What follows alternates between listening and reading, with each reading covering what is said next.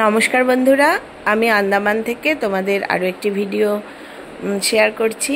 এখন আমরা port Blair থেকে জারোয়া অধ্যুষিত যে ঘন জঙ্গল এরিয়া, সেখান থেকে বারাট্যাং যাব। বারাট্যাং থেকে যাব রঙ্গত বলে একটা জায়গায়।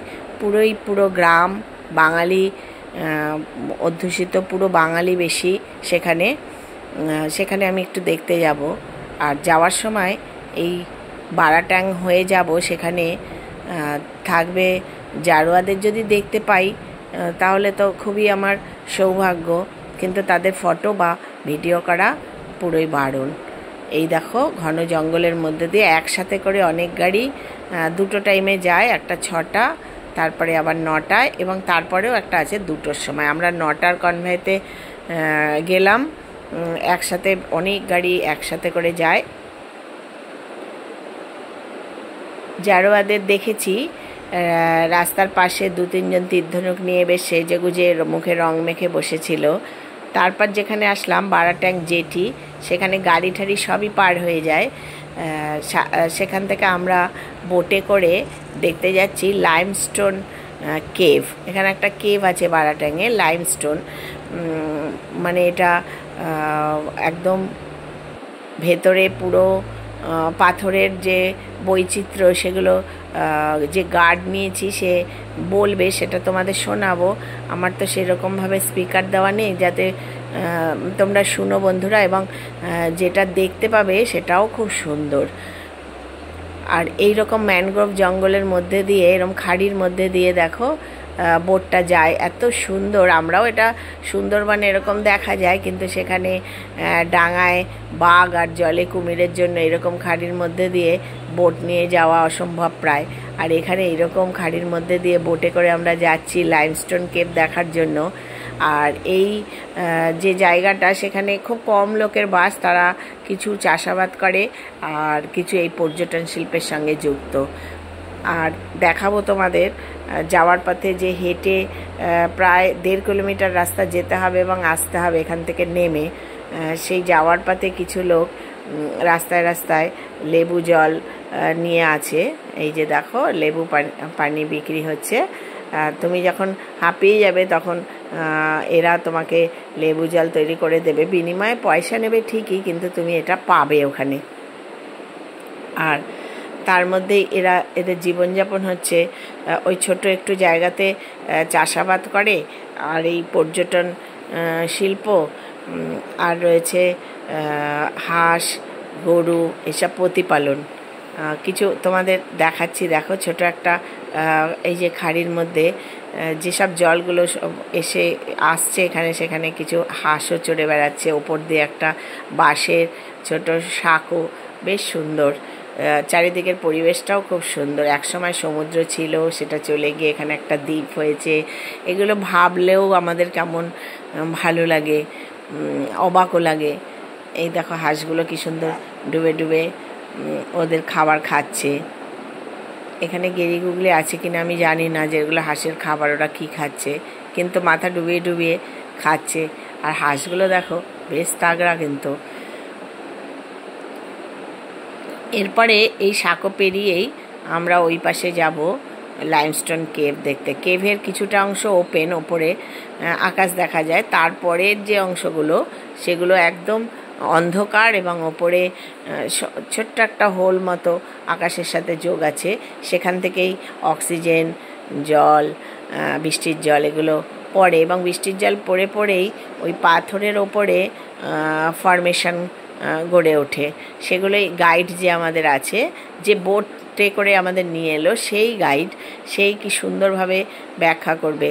সেটা তোমরা পুরোটা শুনতে পাবে কি না আমি চেষ্টা করব সেটা শোনানোর, বলা। যার জন্যে এই জায়গার নাকি এই কেভের যে পাথরগুলো, সেগুলো ডেড হয়ে গেছে, তাই এগুলো কালো কালো। আর ভেতরে যে নানা রকম কালার, একদম কোথাও মিল্কি হোয়াইট, কোথাও সিলিকা মাইকা যেখানে আছে সেগুলো চিকচিক করছে, কোথাও ওপরের ফুটো দিয়ে মাটি গলে গলে বেরিয়েছে, সেই মাটিগুলো জমে গিয়ে পাথরের উপর সেই মাঠ কালার হয়ে গেছে, মানে নানা রকম রং। সেগুলো অন্ধকারের মধ্যে দেখো কি সুন্দর।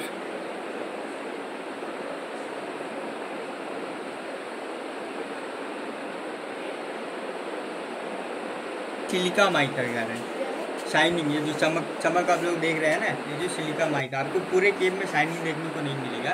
जगह जगह पर ही शाइनिंग करते हैं, जहाँ पर भी इसकी मात्रा अधिक होगा, ज़्यादा होगा, वहीं पर आपको इस तरीके से शाइनिंग नजर आएगी। और यहाँ पर आप देख सकते हैं जो हमारा जो मशरूम होता है ना, मशरूम, उसकी शेप में यहाँ पर नजर आ जाएगी आपको। और उसी के ऊपर आप लोग यहाँ पर शंख के आकार में इमेजिन कर सकते हैं। शंख जो होता है ना, जो सी वाटर में पाया जाता है, मंदिरों में बजाया जाता है शंख, उसके जैसे यहाँ पर आप लोग इमेजिन कर सकते हैं। अगर आप लोग अलग दिखता है, आप वैसे भी नजर को देख सकते हैं। हाँ, वैसे भी आप कर सकते हैं। और ये जो आप लोग ब्लैक स्टोन दिख रहा है ना, ये जो टच करने की वजह से लोग जो बार बार जो आपको हॉल दिख रहा है, এখানে দেখো মাটি ওপরের হোল থেকে পড়ে পড়ে এরকম জমে গিয়ে এরকম মাঠ কালার, আর এখানে শাইনিং নজর আসছে, সেটা বলছে সিলিকা জমে এরকম হয়েছে, গাইড যেটা বললো। আর পাশেই দেখো হনুমানজির মূর্তির মতো তৈরি হয়েছে শেপ এরকম।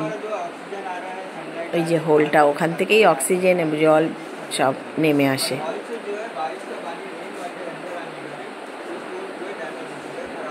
পুরো ভেতরটাই অন্ধকার, টর্চের আলোয়, মোবাইলের আলোয় সব দেখানো হচ্ছে। এত অদ্ভুত, এত সুন্দর। এইভাবে যখন ডিসকভার হয়েছে, না জানি কত মানুষের সেই সময় আনন্দ ছিল। এই দেখো কি সুন্দরভাবে তৈরি হয়েছে, এখনো তৈরি হচ্ছে। এগুলো আস্তে আস্তে করে সেই জল গড়িয়ে গড়িয়ে গড়িয়ে গড়িয়ে পাথরের ওপর এরকম জমে জমে, এই দেখো ফর্মেশন এখনো চলছে। এগুলো দেখো একদম মিল্কি হোয়াইট পুরো।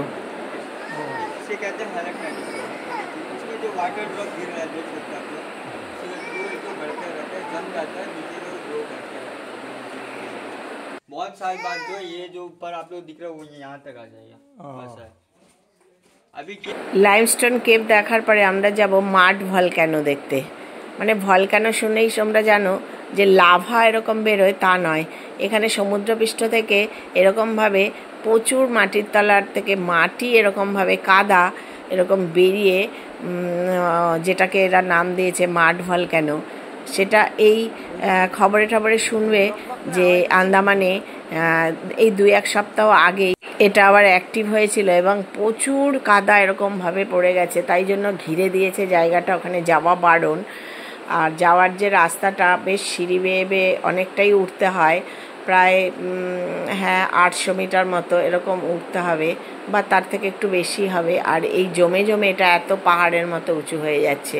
এখান থেকে আমরা রঙ্গতের পথে এগোলাম, তখন যাওয়ার পথে দেখো গ্রামের যে মাসিরা, তারা নিজেরাই মুড়ি ভেজে নানা রকম জিনিস ভাজা নিয়ে বসে বিকেলবেলা।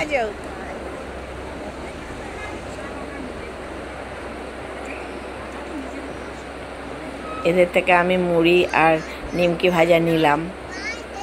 আর এর গাছের সব বাগানের জিনিস নিয়ে বসেছে বিক্রি করতে।